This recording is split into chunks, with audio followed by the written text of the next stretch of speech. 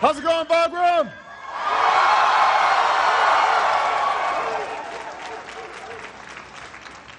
Well, you know, it turns out that the American people, they let me use this plane called Air Force One, and so I thought I'd come over and say hello.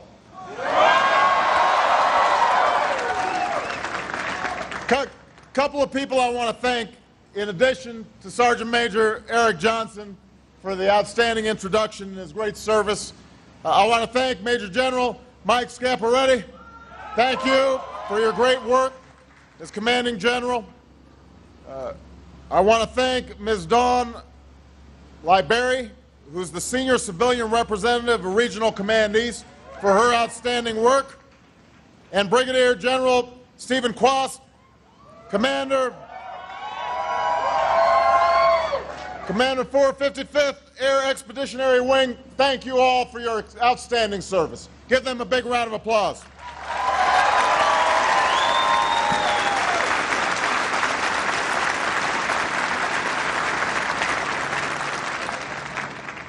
Thank you for the unbelievable welcome. I know this was on a little bit of short notice. Say no worries.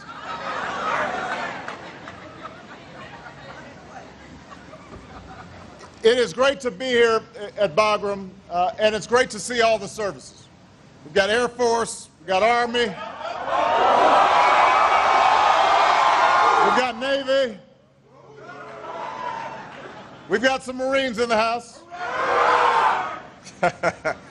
and we've got a lot of civilians here too, who are making an outstanding contribution to this effort. And I'm honored to be joined by America's outstanding civilian military leadership team here in Afghanistan, Ambassador Carl Eikenberry, who's doing outstanding work, and the commander of our 43-nation coalition, General Stan McChrystal. The two of them together have paired up to do an extraordinarily difficult task, but they are doing it extraordinarily well, and we are proud of them. Please give your outstanding team a big round of applause. They've got my full confidence and my full support.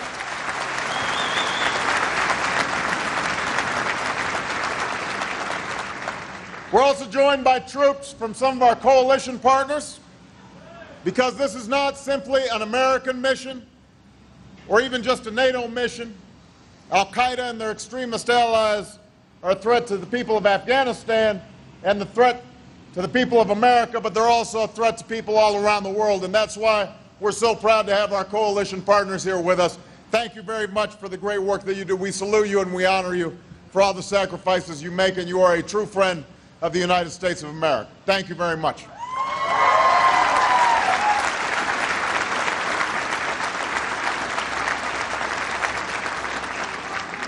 And we also salute the members of the Afghan National Army who are fighting alongside all of you.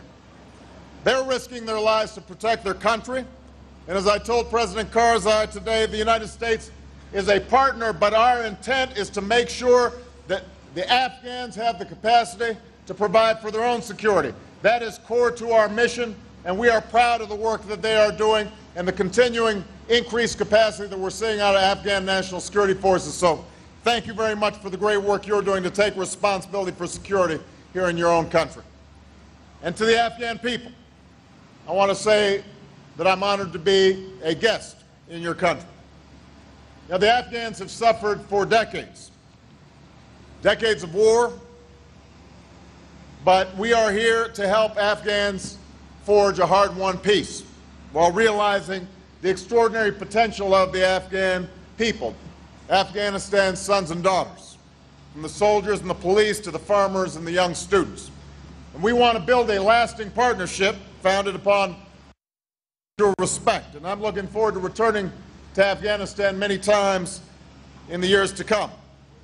Now, I know for most of you, you didn't get a lot of notice that I was coming, but I want you to understand there's no visit that I considered more important than this visit I'm making right now, because I have no greater honor than serving as your Commander-in-Chief, and it is a privilege to look out and see the extraordinary efforts of America's sons and daughters here in Afghanistan. So my main job here today is to say thank you on behalf of the entire American people.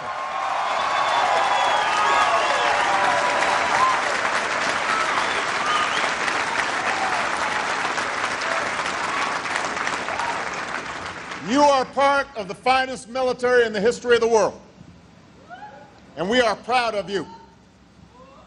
And so I want you to know that everybody back home is proud of you. Everybody back home is grateful, and everybody understands the sacrifices that you have made and your families have made to keep America safe and to keep America secure in this vital mission. And I know it's not easy. You're far away from home. You miss your kids. You miss your spouses, your family, your friends. Some of you, this is your second or your third or your fourth tour of duty. And I'll tell you right now the same thing that I said at West Point last December. If I thought for a minute that America's vital interests were not served, were not at stake here in Afghanistan, I would order all of you home right away. So I want you to know, I want every American serving in Afghanistan, military and civilian, to know, whether you're working the flight line here at Bagram or patrolling a village down in Helmand, whether you're standing watch at a forward operating base or training our Afghan partners or working with the Afghan government, your services are absolutely necessary, absolutely essential to America's safety and security. Those folks back home are relying on you. We can't forget why we're here. We did not choose this war. This was not an act of America wanting to expand its influence, of us wanting to meddle in somebody else's business. We were attacked viciously on 9/11. Thousands of our fellow countrymen and women were killed. And this is the region where the perpetrators of that crime, Al-Qaeda, still base their leadership. Plots against our homeland, plots against our allies, plots against the Afghan and Pakistani people are taking place as we speak right here. And if this region slides backwards, if the Taliban retakes this country, and Al-Qaeda can operate with impunity, then more American lives will be at stake. The Afghan people will lose their chance at progress and prosperity, and the world will be significantly less secure. And as long as I'm your commander-in-chief, I am not going to let that happen. That's why you are here. I've made a promise to all of you who serve. I will never send you into harm's way unless it's absolutely necessary. I anguish in thinking about the sacrifices that so many of you make. That's why I promise I will never send you out unless it is necessary. But that's only part of the promise, because the other part of the promise is that when it is absolutely necessary, you will be backed up by a clear mission and the right strategy, and you will have the support to finish the job, to get the job done. And I am confident all of you are going to get the job done right here in Afghanistan. I am confident of that.